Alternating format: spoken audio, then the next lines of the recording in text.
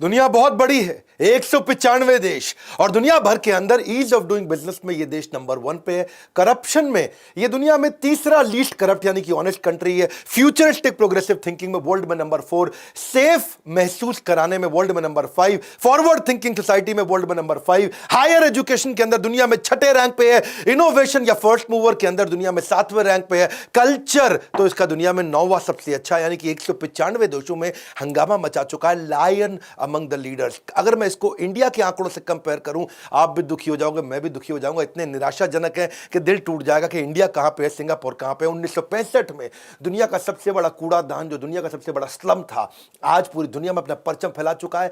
20 सबसे छोटे देशों के अंदर है यूनाइटेड स्टेट्स ऑफ अमेरिका 15,000 गुना ज्यादा बड़ा है सिंगापुर से। नमस्कार, मैं Vivek Bindra, founder and CEO बड़ा बिजनेस.com। सिंगापुर एशिया की वो ड्रीम कंट्री है, वो छोटा देश है जहां पूरी दुनिया उसके जैसा बनना चाहता है। सिंगापुर जिसका साइज इंडिया के 0.02% है। 0.02% मतलब इंडिया 5,000 गुना ज्यादा बड़ा है। इनफैक्ट दिल्ली भी 2 गुना से ज्यादा बड़ा है सिंगापुर से। सिंगापुर 1819 में वहां मलाया के कुछ मछुआरों ने सिंगापुर को ढूंढा था और साथ में कुछ चाइनीज किसान हुआ करते थे। Incredible story. आज भिखारी से कहां पहुंचा है सिंगापुर। आज 5% लोगों के पास अपना मकान था 1965 में जब आजाद हुआ था देश। आज 95% लोगों के पास अपना मकान है। हाईएस्ट होम ओनरशिप है पूरी दुनिया के अंदर। सबसे बड़ी झुग्गी झोपड़ी जो थी सिंगापुर की, आज उसका मानना है हर चीज में हम नंबर 1 होना चाहते हैं। नंबर 2 मतलब हारे हुए लोगों में आप सबसे आगे हैं। नंबर 2 मतलब हारे हुए लोगों में आप सबसे आगे हैं। पूरी इकोनॉमी आज सिंगापुर की उन्होंने शिपिंग पे कर दी है। उनके पास आज पानी से लेकर मिट्टी तक हर चीज इंपोर्ट करते हैं, खुद का कुछ नहीं बनाते वो।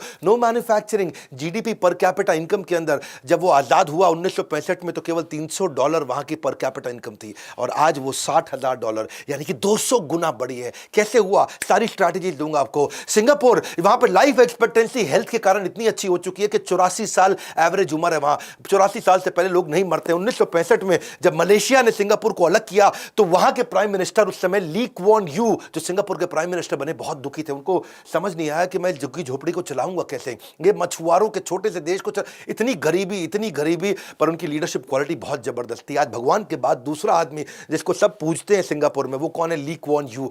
सिंगल हैंडेडली उन्होंने सिंगापुर को बनाया, एक कंट्री को एक कंपनी की तरह बनाया, एक ऑर्गेनाइजेशन की तरह लीड किया।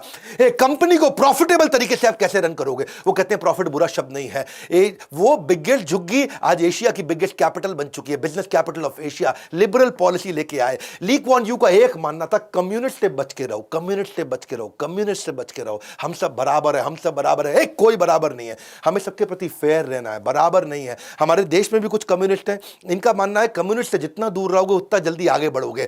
ये शुरू से ही इन्होंने सारे वो लेसन लिए कि मैं कम्युनिस्ट से आगे कैसे निकलूं, इनसे दूर कैसे रहूं। मैंड्रिन सीखते थे चाइनीज ताकि कम्युनिस्ट लोगों को इन्फ्लुएंस कर सके और 90 साल की उम्र तक चाइनीज और अच्छे से कैसे बोले, मैंड्रिन भाषा अच्छे से कैसे बोले।